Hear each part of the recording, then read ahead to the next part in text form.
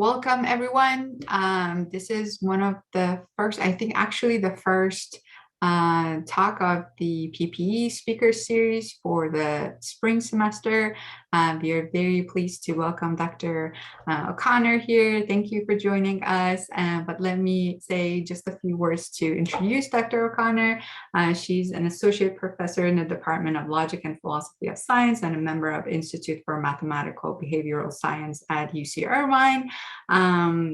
Her monograph, The Origins of Unfairness, was published in July by Oxford University Press, and I think some of our audience have read it with me last semester, and we're all very excited to have you here and ask questions about the book that we didn't get to ask before.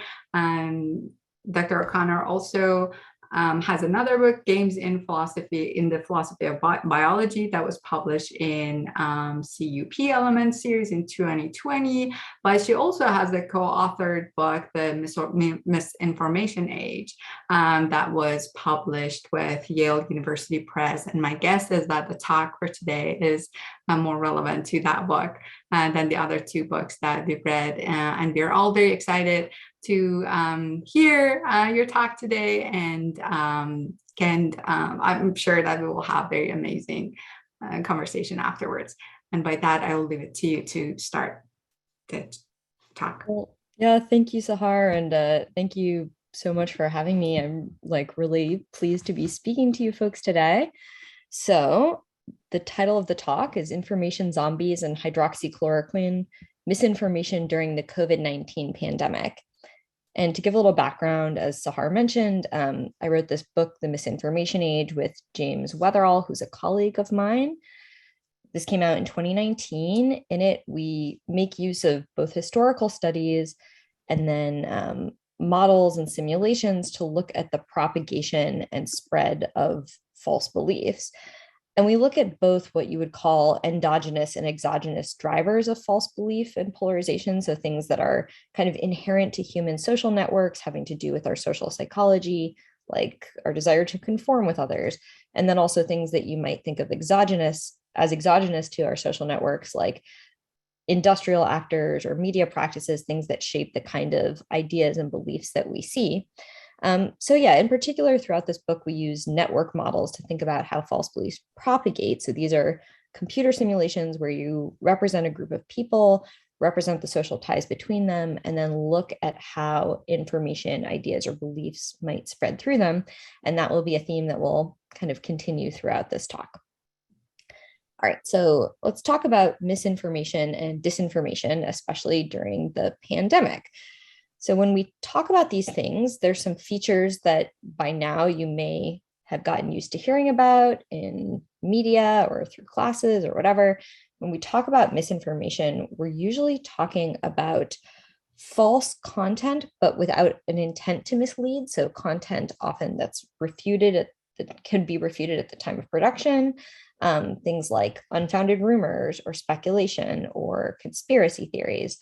Often misinformation stems from some kind of error. So someone says something they think is true, but isn't actually true. And then that error gets propagated by social transmission and spreads around the internet or social networks. And usually when we talk about disinformation, we're talking instead about content that's intentionally designed to mislead or manipulate. So often we see content that's trying to control or shape public belief in certain ways, or maybe is intended to create polarization in a society. So we have these kind of typical things.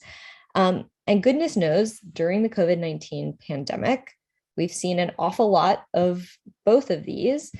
So I'll just give a few examples drawn mostly from early on in the pandemic. You may have seen this rumor in 2020 that if you could hold your breath for 10 seconds, it revealed that you didn't have coronavirus. That is, of course, not true as we know now, but it was very widely shared on social media. In Iran, there were very widespread rumors that drinking alcohol could cure COVID, also false, but a lot of people ended up drinking unsafe alcohol as a result, and a number of people died. In the US, there were rumors, advanced 2 slides at once, that drinking disinfectants or cleaning fluids could maybe prevent or cure COVID. These rumors also led some number of people to do this. A widespread conspiracy theory has been that 5G cell phone towers were somehow linked to or causing COVID, and these actually led to attacks on 5G cell phone towers by conspiracy theorists. Here's an example of disinformation. There have been a number of countries that have used the pandemic to foster bad feelings towards enemies of state by maybe blaming other countries for having caused or spread COVID. And you may have seen things like Plandemic, which is an entire, movie, kind of a documentary devoted to the conspiracy theory that COVID was purposely created in order to, cause a worldwide pandemic. So we have all these usual suspects at play. But also we've seen a lot of misleading, false, misinformation type content that hasn't fit the normal patterns. And what I want to do today is highlight some of these other less discussed types and sources of misinformation. And the things I'm going to talk about today are not new types of misinformation. They're things that are kind of always going on in our social networks. But for both of them, the scientific, cultural, political context of the pandemic has made them especially salient or especially prevalent. So that's what we're going to do today. Okay, so for the rest of the talk, I'm going to focus on 2 topics of this sort that Jim Weatherall and I have written about. The first, which I'll call information zombies, and the second, belief factions. So let's talk first about information zombies. And I'm going to start with an example of the kind of thing that we're talking about.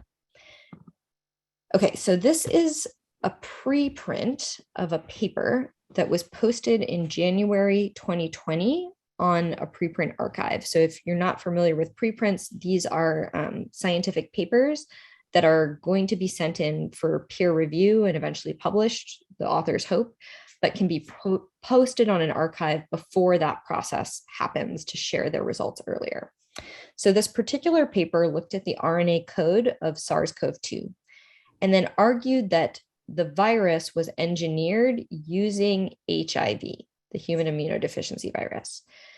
So objections from the scientific community to this argument emerged almost immediately. So this paper was taken down by the authors. You can see up here at this little word, it says withdrawn. It was taken down within, I think, 2 days of being posted.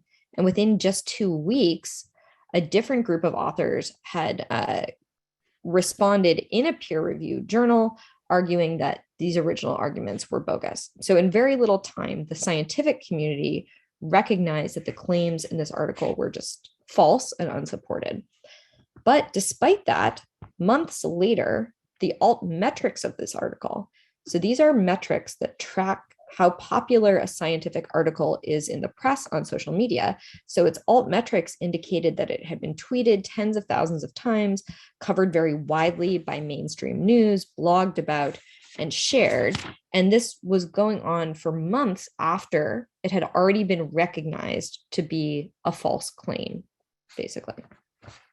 So we're calling this an example of an information zombie. So this is an idea that ought to be dead, but keeps shambling about the internet, causing problems. All right, so yeah, that's where I should be. Importantly, in a lot of cases, when you have information zombies, they don't resemble typical misinformation for these reasons. So it's not an unfounded rumor. It's not active disinformation. No one's trying to get other people to believe some false thing for some reason. It's not a conspiracy theory.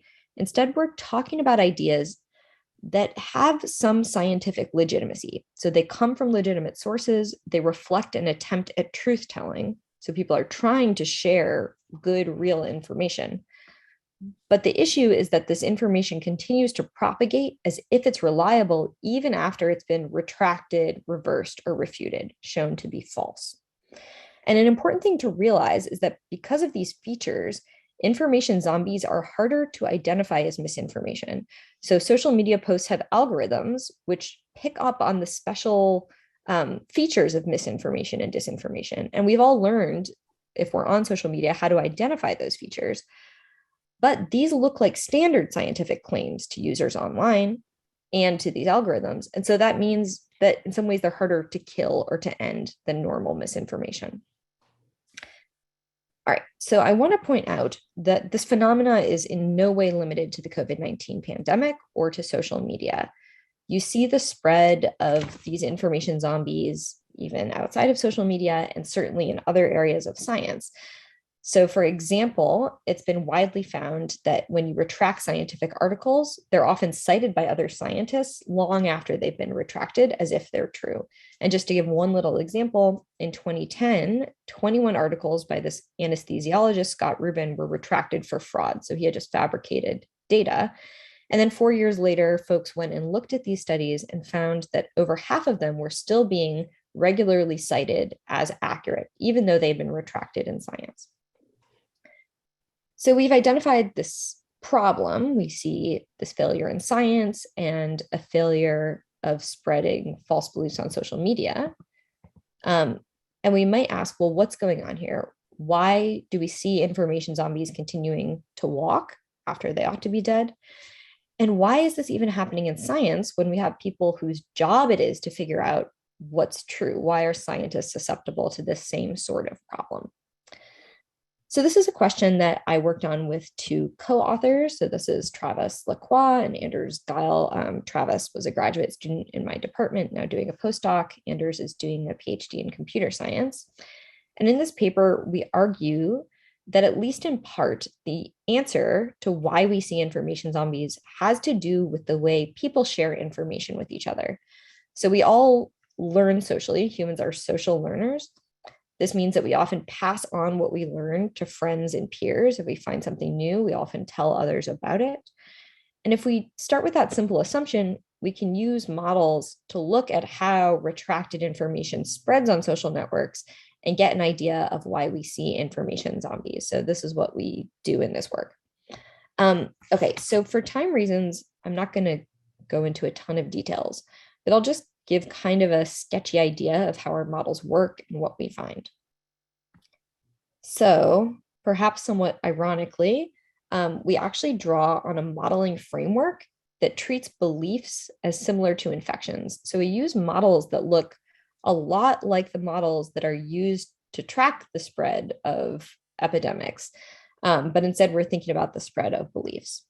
So we start with a social network. So every node here is supposed to represent an individual.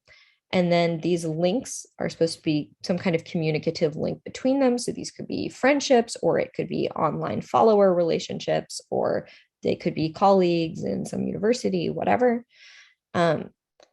We start with some initial claims. So that's what this yellow circle is representing. Something like COVID-19 was engineered using HIV. So someone makes this claim, and then over time, that claim can start to spread via their connections. And this is exactly what we saw in this example with this study out of New Delhi University. So as this information travels to new individuals, they can also infect their friends or social connections.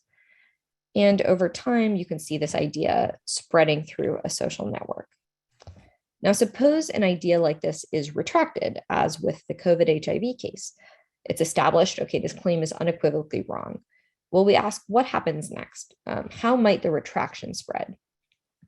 So in thinking about this, we think there's something that needs to be recognized, which is often that there's a difference between novel claims and retractions and how people share them.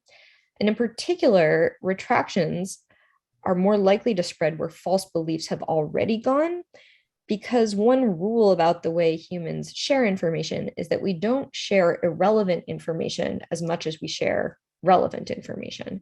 So a new finding in science tends to be generally relevant and not weird to share. If I meet you and I say, hey, did you see this study about COVID and HIV? Isn't that weird?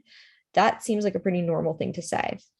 On the other hand, just sharing information about retraction usually isn't relevant unless you think the other person holds a false belief.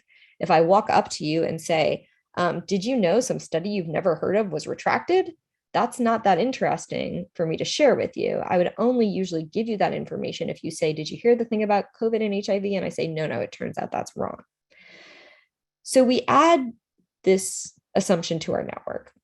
We say, okay, maybe you have a retraction that's represented here by this blue circle. And this, like the original false information, can spread in a network to individuals who hold the false belief. So it can get established, but it isn't going to spread to individuals who never held the false belief in the first place, because it's not really relevant to them. And for that reason, we see that retractions sometimes can be limited in how they spread by how false beliefs have spread in the first place. So we look at a whole bunch of variations on this model and draw different conclusions. What I'm going to do is describe some key insights that we get here. So when we look at this kind of model or process, we see that originators of ideas lose control of those ideas. They can't just reverse them.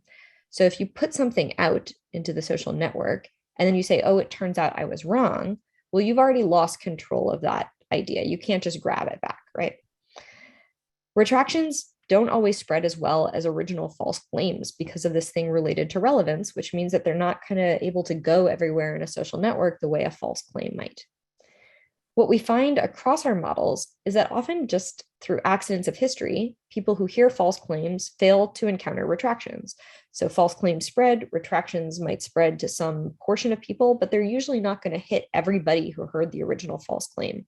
So you tend to end up with a lot of people who just end up left with this false belief and never hearing that it was wrong. False claims can continue to spread even after they're known to be false because of this process of social sharing. So it's not like everyone who hears something immediately goes to look all over for information that it might be false. Often they just trust it. And so that means if over here in the network, someone figures out, oh, this thing is wrong, over there, information about it can still be spreading just the way it would have before someone figured out it was wrong. And for these reasons, information zombies tend to look, walk, and quack like reliable information, which is what I was pointing out in the first place in these cases. They tend to spread the same way reliable information would in the first place. Okay, so I'm going to move to the second half of the talk, but before doing that, I wanted to give a few more examples, in part to convince you that this really is a widespread problem. And in fact, what's happened is that during the COVID-19 pandemic, there has been case after case after case of this, often regarding beliefs that are important to policy and decision-making, that like matter to people's everyday lives. So here's another little example. In spring 2020, this preprint was posted by a group of researchers. It looked at the prevalence of COVID antibodies in Santa Clara County, California. And what they claimed was that antibodies were much more widespread than people had thought. So the idea is many more people have been infected than we thought. And therefore, on the basis of this, they argued that the COVID death rate, the infection fatality rate, was much lower than people had previously thought. Now, it was very quickly pointed out that in this preprint, they had made an error in the way they made certain calculations about the error rates in their tests. So they replaced that original preprint really quickly with a corrected one. There were a number of other worries about this study. And in the end, even its corrected calculations were shown to be like much lower than people now think the death rate was. But I'll just walk you through the numbers of what was happening at that point in time. So their original preprint claimed an infection fatality rate of 0.1 to 0.2%. Once they fixed their error, that was now 0.1 to 0.4%. So their upper end of the fatality rate was twice as high as their initial calculation. And when they fixed it, now their kind of estimation overlapped with another number of other estimates at the time, most of which we now think were actually too low. All right, so they had made this fix, but around the same time as they posted the first preprint, one of the authors also posted this article in the Wall Street Journal. New data suggests the coronavirus isn't as deadly as we thought, and in here they claim it's about as deadly as the seasonal flu. So this fix was made, But to this day, this article, the last time I checked, is still up with this exact same headline, and there's no information that there's an error in this article.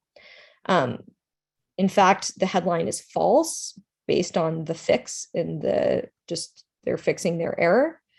The coronavirus is about as deadly as other people had thought, according to what they found. But this was never taken down. And in fact, it was being promoted on social media, a month or two after it was known that this was false. So here we see the same sort of thing, an initial false claim, it gets picked up in media, it never kind of gets fixed or retracted in media. And so the false claim spreads very widely. And actually this particular piece of information was quite influential in shaping early COVID policy. And I'll just quickly mention one more small example that's very recent. So this was just tweeted out by this Irish academic, Orla Hegarty. She documents how a journalist misunderstood some recent data, claimed on the basis of that outdoor transmission only accounts for 0.1% of COVID cases. Now, this is not a correct number. The journalist just misinterpreted data, but from that original journal article, the same number got picked up in UK news, in the New York Times. It was corrected, but even after the correction, the New York Times continues to cite that same number. They keep calling it a research study, even though a journalist was the one who came up with the number.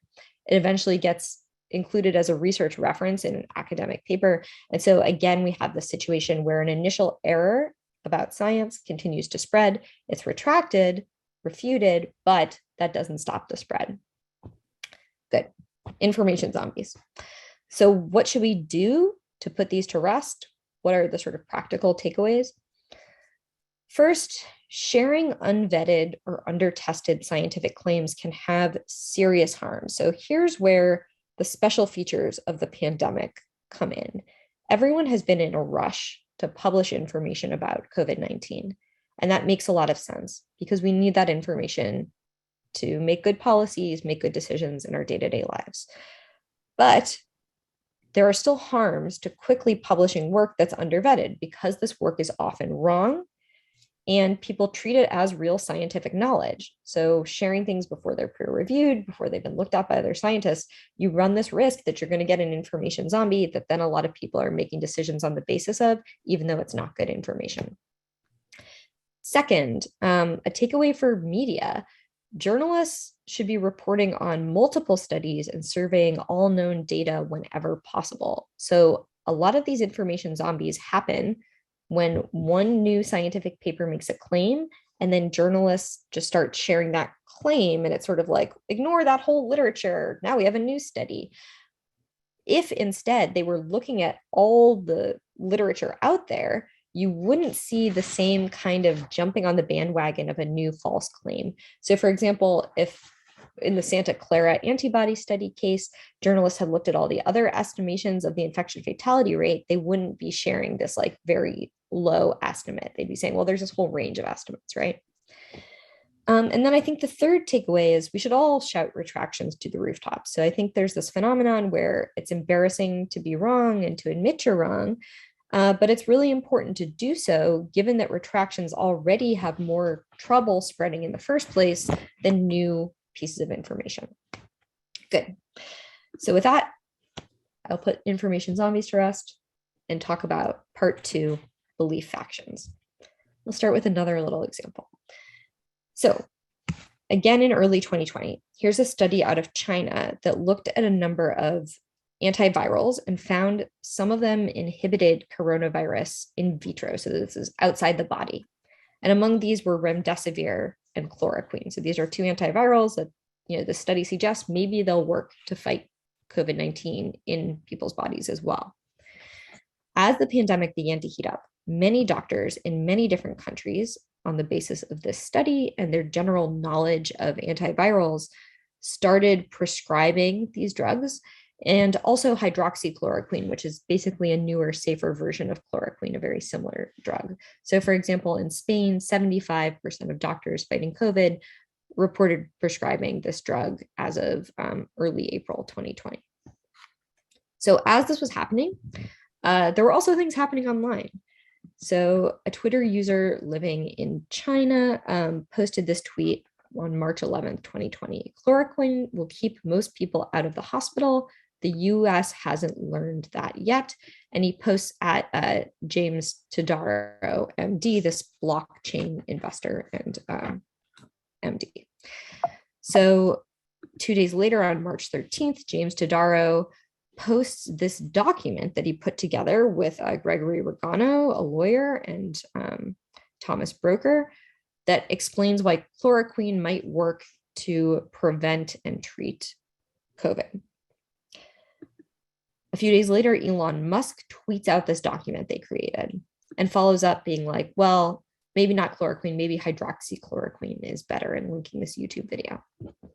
After Elon Musk does this, a few days later, Tucker Carlson has Gregory Regano on his show to explain why hydroxychloroquine might work as a treatment for COVID-19.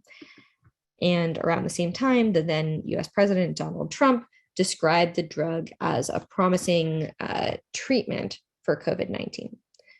So following this statement by Trump and then his subsequent really energetic boosterism of this drug, this funny thing happened, which is that hydroxychloroquine became this locus for disagreement and anger in the US public. And in particular, beliefs about whether it worked became polarized. So you saw people on the right arguing that it did work, and that anyone on the left who said it didn't was maybe trying to prevent doctors from saving lives to drive up the death rate, for example. And then you saw people on the left saying that if anyone thinks hydroxychloroquine does work, they must be a charlatan playing fast and loose with facts. Okay, so we have polarization. What do I mean by that? Well, it refers approximately to situations where you have subgroups in a society holding stable, mutually exclusive beliefs, different beliefs, even in the face of debate and discussion. So here's something: we have a situation where liberals are very skeptical about hydroxychloroquine, and this is even though there were some promising results supporting it at the time and doctors using it. It since turns out it does not help, but at the time that wasn't known. And then you see conservatives who are very enthusiastic about the use of hydroxychloroquine, even though it hadn't been shown conclusively to help with COVID at that point, and there was not much evidence that it did. So notice that not only do we have polarization, but we have polarization along an existing political fault line.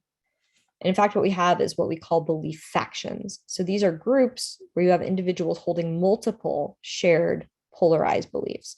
So in the US, the same people who are likely to tell you that guns were dangerous became the same people who didn't think that hydroxychloroquine worked, for example. Okay, so we got interested in this because on the face of it, there's nothing conservative or liberal about thinking that hydroxychloroquine works. It's an explicitly scientific belief, and it's kind of weird that beliefs about this and about COVID, its severity, masking, school policies have become so polarized in the United States. So part of the reason it's weird is that if you look at previous explanations for belief factions, a lot of them appeal to what you might call shared ideology, that people have commitments to certain sets of ideology that both make them likely to join certain political camps and then to hold different sets of beliefs. So there's like a common cause on this picture for all the beliefs that are polarized in these different factions. So George Lakoff, for example, gives this really influential argument that in the US, conservatives have this strict father model for government and liberals have a nurturant parent model. And for him, this is the common cause of belief factions. So he says the role of government, social programs, taxation, education, the environment, energy, gun control, abortion, the death penalty, and so on are ultimately not different issues, but manifestations of a single issue, strictness versus nurturance. But as mentioned, there seems sort of something weird about the idea that there's some ideological connection with hydroxychloroquine. Strict fathers prefer hydroxychloroquine. And we thought this was especially notable because to some degree, though less so, remdesivir, this other antiviral, kind of became the liberal COVID drug in the US. So Jim and I thought that what was going on here might be partially explained by results that we describe in this paper, where we look at how these kinds of belief factions can form and ask, can they form spontaneously as a result of the dynamics of trust between people, rather than resulting from these underlying ideologies that cause beliefs? So we build models of polarization in this paper. A lot of people have done this, and usually the models of polarization, and ours are no different, have a feature of this sort. So similarity of belief or opinion determines level of social influence between individuals. And you can instantiate that in different ways. But the basic idea is you get this kind of feedback loop happening in the model where some individuals hold some beliefs, others hold different beliefs. And because they don't hold the same beliefs, they stop influencing each other. They start to only influence those in their own group. And then you end up with these different polarized groups. So we wanted to ask, once you have that happen, can this kind of distrust then influence other beliefs that people are adopting, so that new beliefs start to glom onto these existing groups and turn into belief factions? So we looked at models that we specially tuned to scientific beliefs, things like hydroxychloroquine cures COVID or doesn't cure COVID. We assumed that we had these individuals again in a network, and they asked, in determining, am I going to trust information from another? Well, how similar are beliefs? If we have similar beliefs, I'm going to trust you. If we have different beliefs, I'm not going to trust you. And then we ask, can you get this correlation between polarized beliefs to just emerge endogenously as a result of these trust dynamics? And the answer is yes. So returning to this kind of network model, now we're assuming, okay, we already have groups that hold different beliefs, which will be the red and yellow circles here.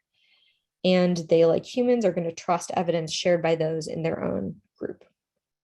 And then we'll say there's some kind of new belief that pops up, something like maybe hydroxychloroquine can cure COVID. And maybe some people are randomly exposed to this belief and adopt it. Now, again, there can be a process of social sharing where through their social connections, people start to share this belief. But when individuals find out that those they don't trust hold the same belief, maybe they're less likely to adopt it. Whereas if those they do trust hold the same belief, maybe they're more likely to adopt it.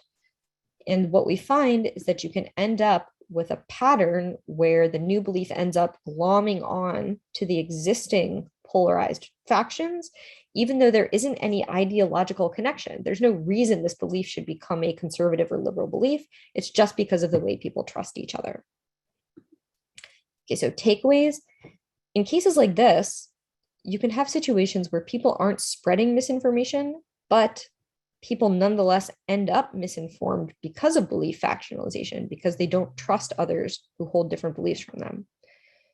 When this happens, we don't need ideology to explain these factions, but maybe ideology does play a role. It just doesn't have to. It can be random that certain beliefs end up, being part of one part of society.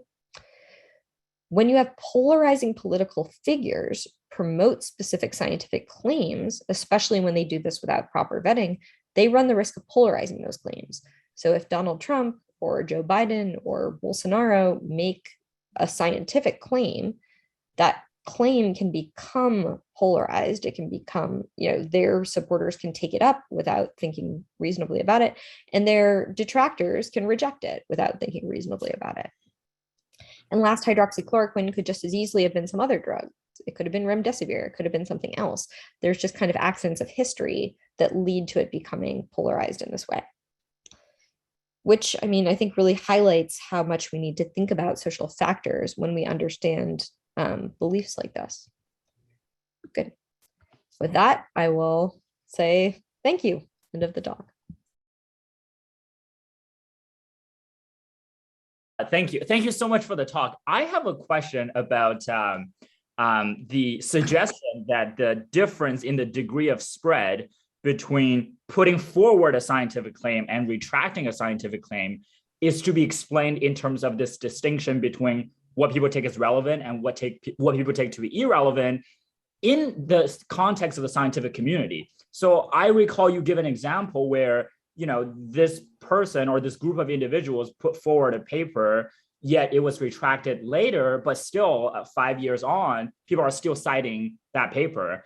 And I was wondering, in those cases, is your distinction between relevance and irrelevance the proper explanation, just given the fact or the observation that, I assume if you work in the, if you're a scientist, if you're in the scientific community and you're working on that topic, a retraction could be very relevant to your research, and your colleagues or your, people who are in your community might be very happy to tell you, hey, did you hear about this retraction that just happened from so-and-so? And I heard you working on this paper. So, I guess the question is two parts. One is, do you think even in those cases, the relevance versus irrelevance distinction is doing any work? And if not, do you have any hunch what, might be going on in these kind of more cases concerning the scientific community where papers are still being cited years after retraction? Thank you. Yeah, I actually do think that relevance matters in these cases. So presumably both in the scientific community and the broader community, people who hold a false belief, who have heard an information zombie, would want to know that that's wrong usually. So it would be relevant to a lot of people. The way relevance comes in is in how social spread of the retraction happens, in determining, where it's sort of going, who's telling it to who. So I think the argument is that a number of people end up not hearing about it who would want to hear about it, because in some ways it's stymied by the facts of how retractions spread. Now, this said, there are, in both the scientific community and the broader community, there's a lot of other things that matter, right, to how retracted beliefs spread and what stops them from spreading. And I think, one thing we don't model in the paper that is definitely important in science has to do with more willful attempts at not spreading retractions. So, for example, if you are someone who has committed fraud or who did shoddy work and it got retracted, it's not usually in your best interest to communicate that that happened. So a lot of people will post their papers on their websites as if they aren't retracted. And ditto with journals, they don't have a big incentive to tell everyone, like, we published this paper that turned out to be fraudulent. So often they retract papers very quietly rather than publicizing that something was retracted.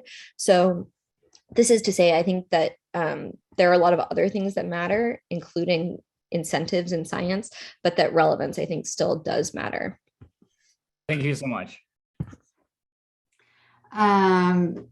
Jeff, do you want to go next? Happy to. This was really a terrific talk. My question has to do with, so you make this really nice point about the extent to which what can explain a bifurcation it may well not be ideological commitments, but polarized communities of belief. So it doesn't have to be that you end up with these separate groups because people have deep ideological commitments. They just trust other people.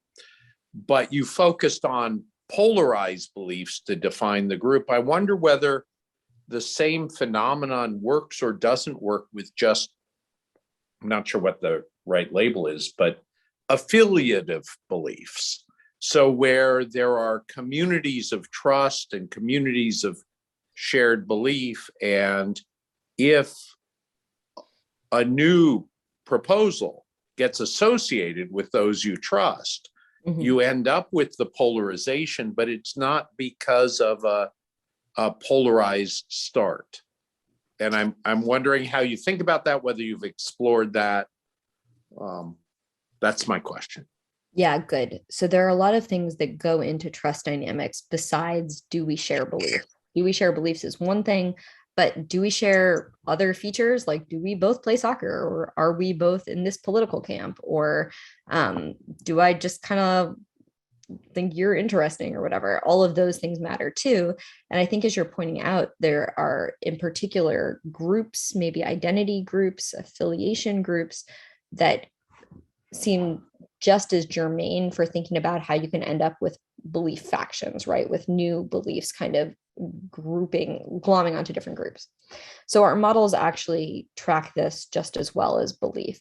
So one version of our model, we say, okay, this is the 0 group and this is the 1 group. And then here's a new belief, and all the new beliefs are kind of between 0 and 1. And, if you're closer to one versus the other, you're more likely to trust these people. But 0 and 1 could just as equally be like a religious group or, political or whatever other kind of cultural group. So yeah, the models work just as well in either kind of case. Is there any hypothesis you have about how to address that? So if it doesn't have to start with polarization, with polarized beliefs where there's already antagonism or recognition of mutual us versus them, do you think with some kinds of this, there's a way to address it that works, but with polarized belief groups, it doesn't work? So I'm just interested in what a prescription might be, given the understanding of the process, and whether you might think there's different prescriptions depending on what the cause is, even granting the cause is not ideology. Yeah, good. So this is actually something that we've been kind of thinking about, and I have kind of a different talk on. So it's not, I didn't present all the relevant stuff here. But one thing you find if you look at different models is that there are a bunch of sufficient causes for polarization, and there's a lot of different sufficient causes that just on their own can cause polarization. So one thing is this kind of trust dynamic applied to beliefs, or this kind of trust dynamic applied to other kinds of group identities, or conformity bias, just the fact that people like to do the same things as other people in their social networks, or confirmation bias, the fact that people trust information that fits with their already held beliefs, or people have different sources of information. So you have all these different things that can cause polarization. One thing we've argued is if you want to think about changing or fixing polarization, you need to be really sensitive to what are the actual causal mechanisms at play in a particular case. You can't just say this thing causes polarization, therefore if we change that thing, we're going to fix it, because that might not be the thing in this particular case, right? And so the takeaway of like what you ought to do is, well, it really matters as to what the real cause is. If you're looking at cases like the type we model here, where you have these trust dynamics, what we've argued is, well, one way to try to get around that is to use some way to build trust based on either shared belief or identity. So maybe you're in different political camps, but you both go to the same church, or you're both part of the same soccer group, or you do share beliefs about this other thing. Is there some way to kind of build a bridge that would maybe help you build trust and share information with someone? I mean, empirically, whether like some people think that works and other people are maybe more skeptical, but maybe it works sometimes. Right. Yeah. Okay. Thank you. So let's go to Noah. Noah, do you want to share your question? Yeah, sure. So one thing that I was thinking about as you were talking about false information and people kind of like trying to catch it and get back to it is, I don't know if you're on Instagram at all, but a lot of times when a post, at least recently has been mentioning COVID, for example, they have like a little banner that pops up at the bottom saying, oh, click on this for more information. Do you see like a potential for that, or have you looked into the potential for that for like kind of catching these information zombie papers and all that? I haven't looked at this related to information zombies in particular, and I haven't myself done research on this. What I will mention is there seems to be research indicating that this kind of thing can be generally effective at decreasing the sharing of false belief or misinformation. Part of the reason it works is just by creating what people call friction online, like making it slower or harder to share false things. And by doing that, you do get less sharing of it. So it would be my suspicion that if you could do that for information zombies, you would also get them spreading less. Now, the tricky thing is that, often platforms automate which kinds of information get flagged as false, right? They get that kind of screen, like you got to click through, this isn't thought to be real. And if you automate it, information zombies, as I mentioned, can be pretty hard to detect because they just look like plain old scientific information. It's someone like sharing a preprint link, which just looks like someone sharing science, right? So that is the tricky bit there. Great, thank you so much. Thank you. Luke, do you want to go next?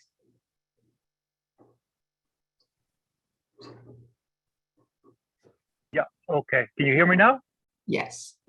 Great. Okay. Thank you for your talk. I was wondering actually, when people designate that a particular article is fraudulent, right? I mean, we're sort of thinking about, oh, the stats was shoddy and everybody sees it, and okay, now we know that, right? But isn't there often a lot of politics involved in that as well? That is, who's asking for the retraction? Are the authors agreeing to the retraction? I mean, especially, I remember the episode in Hypatia where, this claim was being made that that just like you could have gender identification, you could also have racial identification, and that then led to a retraction of the article. I mean, it seemed there was a lot of politics involved there. And of course, the standards of, what is shoddy research aren't exactly as clean in philosophy as they may be in some disciplines that involve statistical analysis. Good. Yeah, I think in general, one thing that's really relevant to the kind of model I was presenting is that there can be a lot of disagreement about whether something has been refuted or reversed. So the kind of models that I was talking about work really well in the kind of cases I was mentioning, which are all cases where there's some piece of information that everyone agrees that was wrong. The HIV to COVID connection, everyone agreed, including the original authors. Okay, that wasn't true. In the Santa Clara study, the original authors sort of have continued to be like, COVID isn't that dangerous, as others have disagreed, but nobody disagreed about the fact that they had made this kind of error in their numbers. So they retracted it themselves and replaced it. There's no question about this 1 in 1,000 number that the journalist came up with being wrong. It's not right, so all of those cases, it works pretty well. As you're pointing out, there are a lot of cases where, maybe someone makes a claim in a paper, others say this wasn't right, and they think, no, it really isn't that bad. The sort of original authors stick with the claim. Sometimes there are retractions where something will be retracted because of improper data management, where probably the original claim is true. It's just not supported in the way the study finds, right? And so that's a lot messier to think about, like, what should we even believe once we know that there's a retraction? And so all of those things would have to be modeled in a more complicated way, I would say. Thank you. That's interesting. Yeah, thank you. Okay, and Devin, do you want to go next? Yeah, thank you so much for the talk. This was really fascinating. I have a question about one of the prescriptions you offered for how to respond to the information zombies problem. The one regarding journalists sort of getting a better lay of the land of the literature rather than relying on single studies. I guess I'm curious about, like, when sort of their responsibility in that domain is discharged, like when have they done enough to familiarize themselves with the literature? Because, really sort of canvassing the whole debate is, one, it might be beyond their capacity in terms of like what they're able to sort of process in terms of the relevant evidence. And it's also, more than half a full-time job maybe. So it's like they have limitations on their time and their sort of cognitive capacities in that regard. So I just didn't know if you had any thoughts about, like, what's an indicator when a journalist has sort of done enough, even if they haven't gotten to all the relevant research on the topic they're publishing about. Yeah, good. And I mean, there's a couple things here. So one is that in general, we could never expect journalists to understand a scientific literature fully, because even if you're a scientist working in a related literature, usually you don't have the background and resources to be able to really understand what's going on. Only super domain experts can fully understand science. So clearly our expectations for journalists can't be that they are like experts on any particular topic, right? So what is a reasonable expectation? I tend to think that at very least you should be making yourself aware of, like, about how many articles are there out there on this same topic? Do they claim the same things as this thing I'm reporting on? Do they claim different things? And that should be taken into account when you're reporting. At very least, you should never just pick up a study and report on it without looking at any of the other literature, which is something that you see journalists do. One thing that's relevant here is thinking about the kind of environments and incentives that journalists are in and the incentives that they're facing, right? So on the internet, we see way more media content being produced than when all media content was like newspapers and TV, right? A lot of journalists are under pressure to produce content very, very quickly because things come out immediately rather than having to wait for the next paper. They're under a lot of pressure to produce things that are clickbaity because as there's more content, there's less attention for each particular item. And all of these pressures are really counterproductive to incentivizing people to go really look at the scientific literature and at least take a little time to figure out whether this new thing you're sharing is likely to be true. Awesome. Thank you so much. Thank you. So my question actually has two parts. First, I was thinking that the suggestion that you're making reminds me of if you know, the Laser-Friedman kind of models that like compare efficiency with like accuracy or the quality of the answers in the complex problem solving kind of situations. And the slower is the process, the more time people have to check things, and like the consensus that they're gonna come up with at the end gonna be a better one. And I was thinking that like, do you think there is a way, instead of just slowing things down, there is a way to rethink the way that these like trust networks are formed, or the topography of these networks, that we can change that, and that would help us to optimize both efficiency and accuracy at the same time, one. And second question was that I was worried that like just thinking about slowing things down can sometimes undermine the good things that comes with sometimes these like journalists picking up one new study that is very thin, or the support for it is very thin. And like for whatever reason, let's say it is understudied or undersupported, or like the hegemony has missed something very big. And like this, like I was talking to someone last night who's like a postdoc here at UNC, and she's working on like pregnancy and like a lot of like things that are like, there are not very many things relevant to it.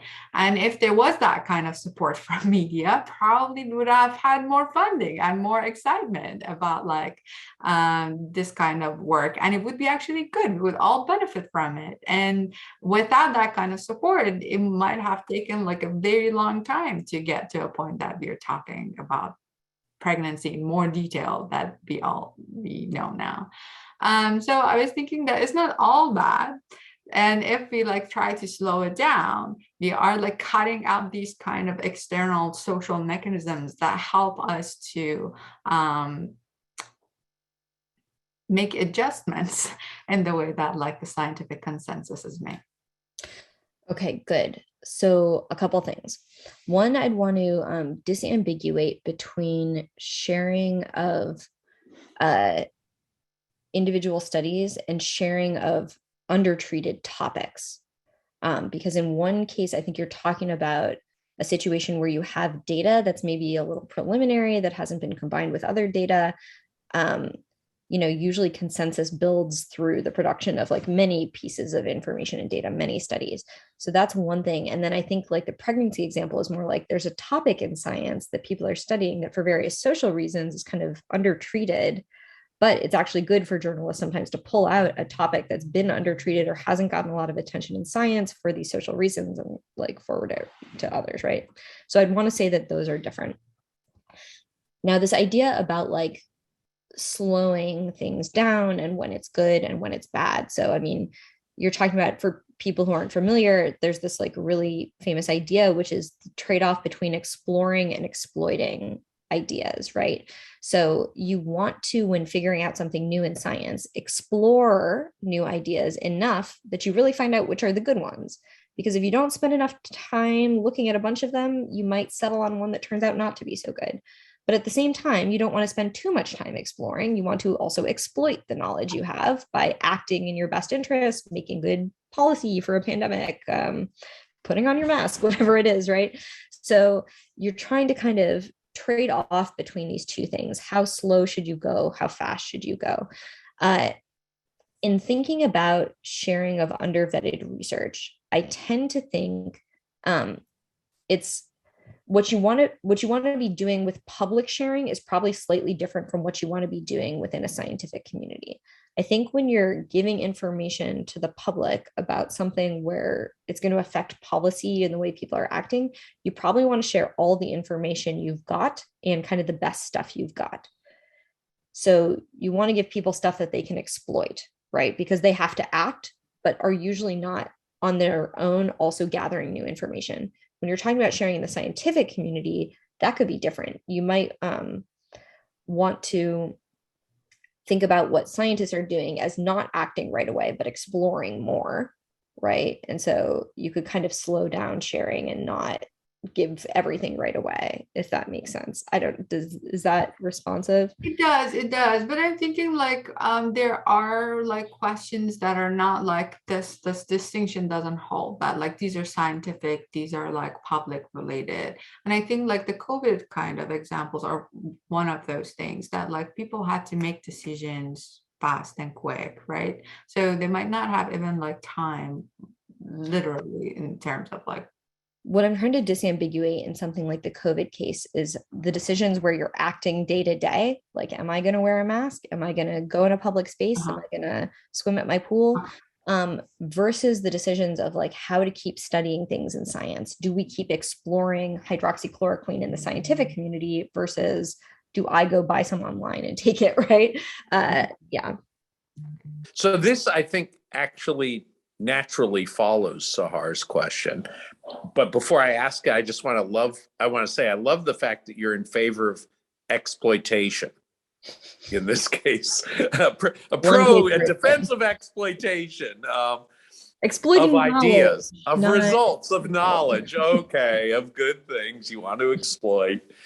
I was, in the same spirit, worried about how to balance the quick availability against the dangerous spread.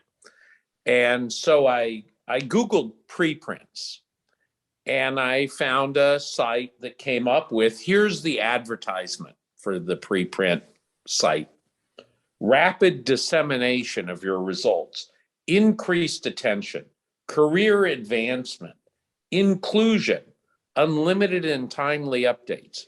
Now, I left out one thing that's much more minor in the pitch: community feedback, not error correction, not peer evaluation, I'm wondering to what extent there would be, I'm worried about all the preprints that look very scientific, and whether there would be good reason to sort of systematically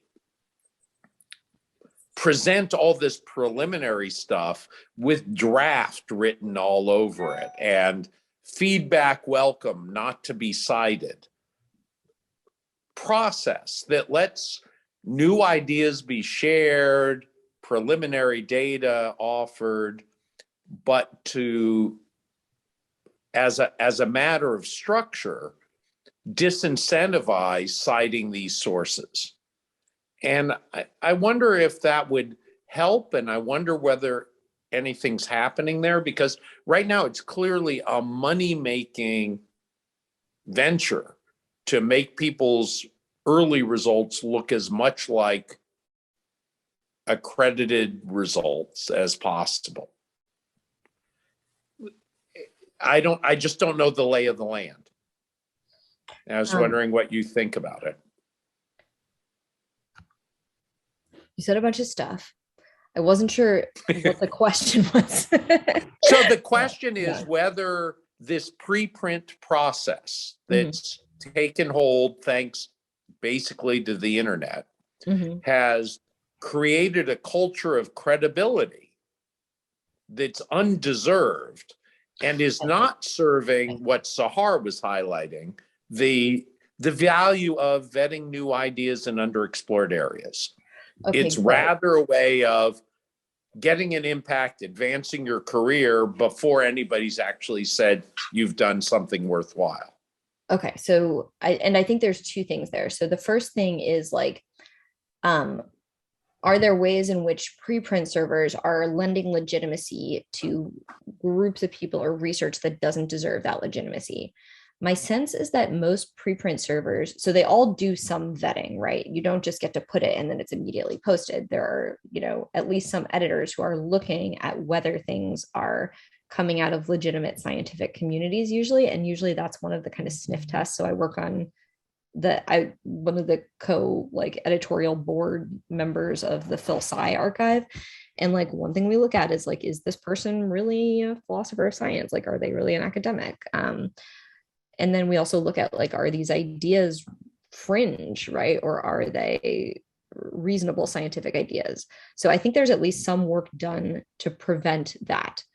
Because otherwise, if you just let anyone post anything on your preprint server, no one's going to take your preprint server to be a legitimate one, right? It won't look like real science to anyone, and then they won't actually use it. Now, I'm sure some fringy or illegitimate stuff still gets posted sometimes, right? But I don't think that's the hugest worry. The second thing you were pointing out is this thing having to do with incentives for scientists, right? If you're a scientist, what are you trying to get?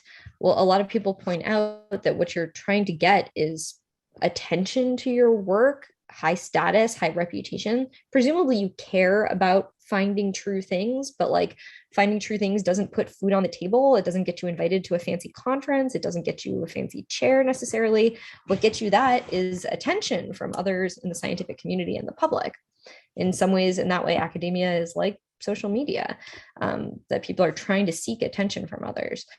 And so preprint servers are playing a role here in that people are trying to share their new information before it's undergone the process of peer review and vetting, because that's good for their careers, right? They want people to be citing them, get their information out there. That's why I put things on a preprint server. And that might not be great for science, even if it isn't giving legitimacy to things that aren't legitimate. Thank you. That was really clear and helpful. Oh, thanks. Okay, so I'm just going to read the questions that were either on the chat box or on the Q&A. And I think some of them you already have mentioned or addressed. So Kelly says, is the system of belief factions one that has been shown as a prevalent source in European countries as it here? And I assume that the question is trying to point out like the different kind of like social networks or forms of polarization to like make a comparison. Good. So you don't see the same kinds of polarization and factions like exactly the same in every country or even in the same country over time, right? You see things changing, and you see some countries that are extremely polarized, like Brazil right now, and others that are somewhat less so. That said, I think often the same sorts of processes are at work everywhere, but just to greater or lesser degrees for various reasons. You still see people forming factions, sharing groups of beliefs, sometimes beliefs that seem to be strange bedfellows within those factions. It's just the question of like how much mistrust is there, how many beliefs are polarized, to what degree. Yeah. And then, of course, the phenomenon of polarization is more complicated than our models would suggest, right? There's a lot of other things that end up getting wrapped up in it. Often, polarization gets extremely emotional, right? People like hate or really don't like or, are angry with those in a different group. And none of that's in our model, which is just about like holding different beliefs. And yeah, and that can be vary a lot from country to country, I think. Thank you. The next question was from Ashley, which I think you kind of mentioned, but let me read it anyway. Do you think these zombies may continue to spread because of humans' tendency of confirmation or some form of confirmation bias? Good. Okay, so confirmation bias for people who haven't heard of this, it shows up in the news quite a lot, but it's this particular set of biases where people tend to change their beliefs more in response to evidence that supports the things they already believe. So the kinds of studies that show that it exists are like you show everyone the same scientific studies, they get the same set of information, but often you see like maybe these studies are about global warming. Often you see people who already believe in global warming like trusting the stuff that tells them that global warming is real and ignoring anything else. And then vice versa for people who don't believe in global warming. They don't trust the things that show that global warming is real. Now, I don't know how relevant it is to thinking about information zombies. And the reason is that the kinds of things that seem to be best modeled by the models we were talking about and act most like information zombies are beliefs that are a little bit freestanding in a way. So things like HIV causes COVID. It's not connected up to some set of polarized beliefs that you already have or deeply held things that you're going to really protect via confirmation bias. It's more like a factoid or a freestanding fact, right? Or the 1 in 1,000 outdoor transmission number, like it's a specific number. And so I don't know that confirmation bias is like super impactful on this process. That said, it's not like I've gone and done an actual study of it. So maybe. I hear you. I want to insert myself again. So do you think the models that you have can have some implications or can give us some insights about how non-scientific beliefs can spread and have the similar kind of like problems or dynamics that like false information about, I don't know, and who is like about the different people or different kind of practical things that people have to do in their everyday life. Or you would rather keep it to the scientific beliefs and studies? And if yes, why? Okay, good. So when I'm saying, most relevant to scientific beliefs, I should specify that I'm thinking of that as actually a pretty broad set of beliefs. I'm thinking of it as the sort of thing that scientific evidence can bear on, right? So the sorts of things where you can get evidence from the world to support or refute those beliefs. The factionalization models, I didn't go into very many details, but they're specifically models where people share evidence with each other. They say like, oh, here's data showing this. And then they either trust or don't trust the data, change their beliefs or don't based on who shared it. So in those cases, it would have to be about a belief where you can have some evidence that bears on it. It couldn't be like mint chocolate chip is the best ice cream flavor, because right. Now, the other model actually could be about things that aren't even that very broad set of belief, because in that model, the way you're representing the spread of things is just like you'd imagine like a little opinion or idea moving from person to person to person. And so you could have something that's not particularly factual, that is just more a preference or an opinion or something else that could spread that way and be changed. Yeah. Well, I was thinking not like in terms of personal taste, for instance, but like things like the election was rigged. So it's factual still, right? Yeah. But it's an information that can spread in certain networks and stay there and get amplified and damps down very quickly in other networks, or like create resentment, or like people proactively want to stop it one way or another. Do you make a distinction between that kind of factual claim and scientific claims? No, not necessarily. So that is the kind of thing that could be represented by this model.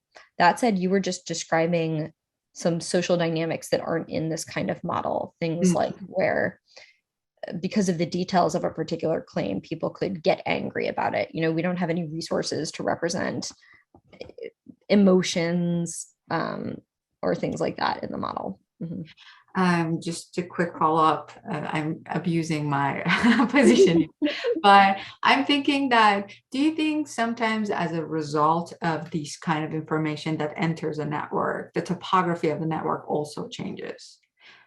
Yeah, absolutely. So, and this is something that people argue a lot about. If people have heard of like filter bubbles, this is a kind of widespread idea.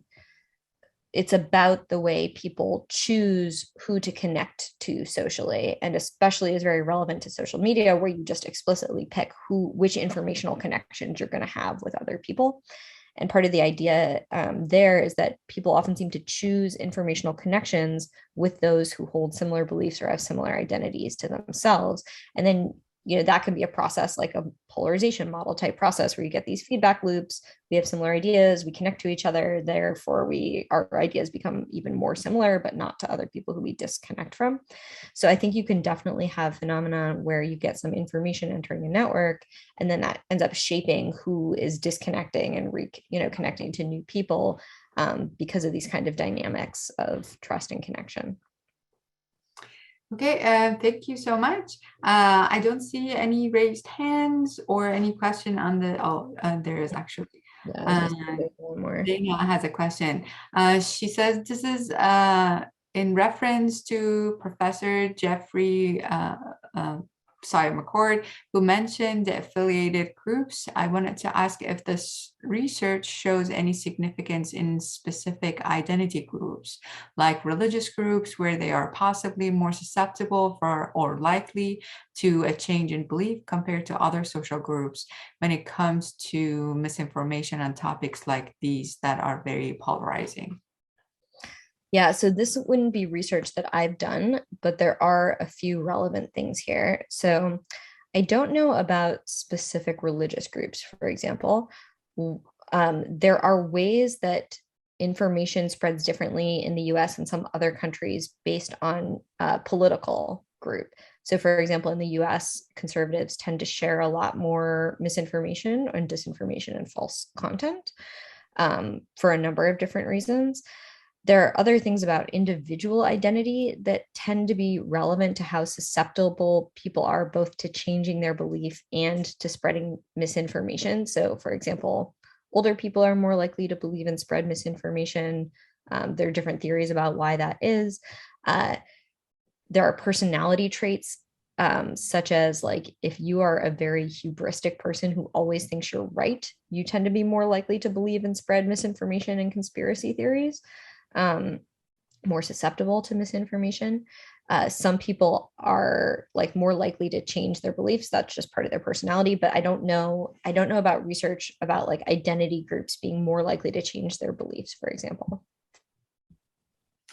Okay, so I think we're at the end of our session. We had a lot of awesome questions. Thank you to the participant. Also, thank you so much, Cailin, for coming here and for this amazing talk. Well, thank you. And thank you folks for questions. This was really enjoyable.